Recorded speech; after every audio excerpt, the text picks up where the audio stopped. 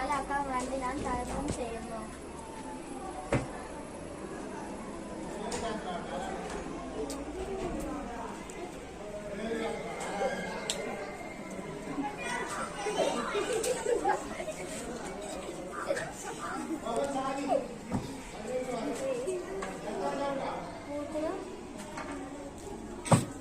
രണ്ടാമത്തെ അടിയില് മോതിരം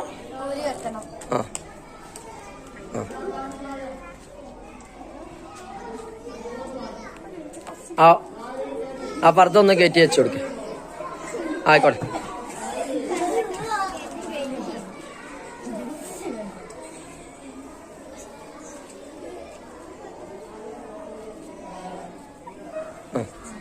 ഇനി അടുത്ത കൈ.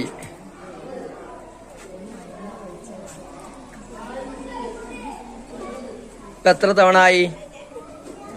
തൈമം കഴിഞ്ഞോ? ഇനി മുറിക്ക് വേണ്ടിയാണെങ്കിൽ എപ്പോഴാണ് നമ്മള് തൈമം ചെയ്യേണ്ടത്? കയ്യുമ്മിലൊരു മുറിയുണ്ട്, എന്നാ എപ്പോഴാണ് തൈമം ചെയ്യേണ്ടത്?